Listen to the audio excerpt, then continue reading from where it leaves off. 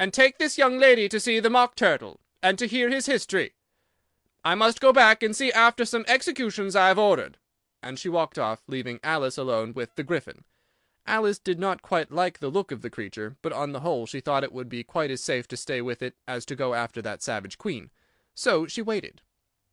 The Gryphon sat up and rubbed its eyes. Then it watched the queen till she was out of sight. Then it chuckled. "What fun!" said the Gryphon, half to itself, half to Alice. "What is the fun?" said Alice. "Why, she," said the Gryphon. "It's all her fancy, that. They never executes nobody, you know. Come on." "Everybody says come on here," thought Alice, as she went slowly after it. "I never was so ordered about in my life. Never." They had not gone so far before they saw the Mock Turtle in the distance, sitting sad and lonely on a little ledge of a rock, and as they came nearer, Alice could hear him sighing as if his heart would break. She pitied him deeply. "What is his sorrow?" she asked the Gryphon, and the Gryphon answered very nearly in the same words as before. "It's all his fancy, that. He hasn't got no sorrow, you know. Come on." So they went up to the Mock Turtle, who looked at them with large eyes full of tears, but said nothing. "This here young lady," said the Gryphon, "she wants to know your history, she do." "I'll tell it her," said the Mock Turtle in a deep, hollow tone. "Sit down, both of you, and don't speak a word till I've finished." So they sat down, and nobody spoke for some minutes. Alice thought to herself, "I don't see how he can ever finish if he doesn't begin." But she waited patiently. "Once," said the Mock Turtle at last, with a deep sigh, "I was a real turtle." These words were followed by a very long silence, broken only by an occasional exclamation of from the Gryphon, and the constant heavy sobbing of the Mock Turtle. Alice was very nearly getting up and saying, "Thank you, sir, for your interesting story," but she could not help thinking there must be more to come, so she sat still and said nothing. "When we were little," the Mock Turtle went on at last, more calmly, though still sobbing a little now and then, "we went to school in the sea. The master was an old turtle. We used to call him Tortoise." "Why did you call him Tortoise if he wasn't one?" Alice asked. "We called him Tortoise because he taught us," said the Mock Turtle angrily. "Really, you are very dull." "You ought to be ashamed of yourself for asking such a simple question," added the Gryphon, and they both sat silent and looked at poor Alice, who felt ready to sink into the earth. At last the Gryphon said to the Mock Turtle, "Drive on, old fellow, don't be all day about it." And he went on in these words. "Yes, we went to school in the sea, though you mayn't believe it." "I never said I didn't," interrupted Alice. "You did," said the Mock Turtle. "Hold your tongue," added the Gryphon, before Alice could speak again. The Mock Turtle went on. "We had the best of educations. In fact, we went to school every day." "I've been to a day school, too," said Alice. "You needn't be so proud as all that." "With extras?" asked the Mock Turtle a little anxiously. "Yes," said Alice, "we learned French and music." "And washing?" said the Mock Turtle.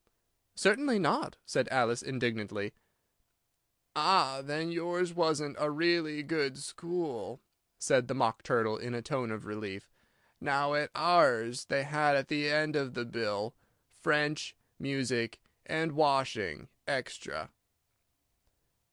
"You couldn't have wanted it much," said Alice, "living at the bottom of the sea." "I couldn't afford to learn it," said the Mock Turtle with a sigh. "I only took the regular course."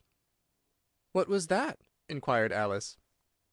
"Reeling and writhing, of course, to begin with," the Mock Turtle replied, "and then the different branches of arithmetic, ambition, distraction, uglification, and derision."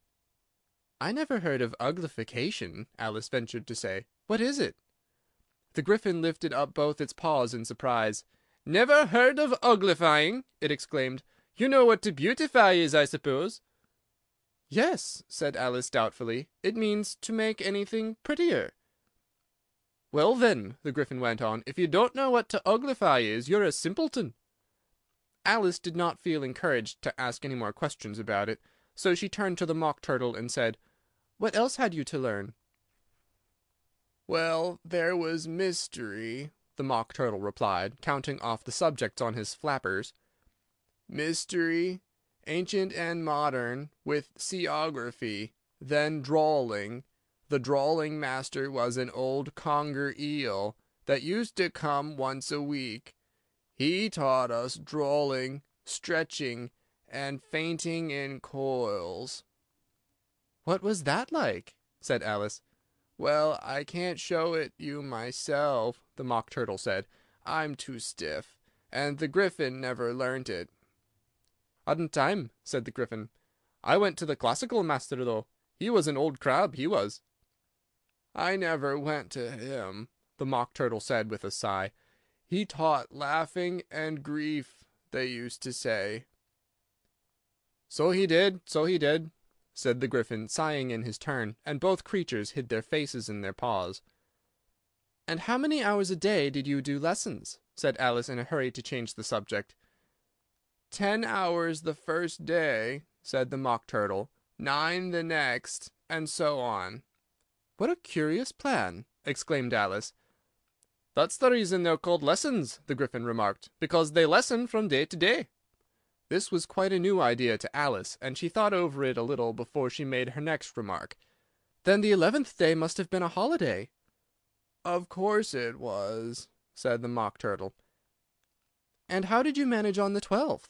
Alice went on eagerly. "That's enough about lessons," the Gryphon interrupted in a very decided tone. "Tell her something about the games now."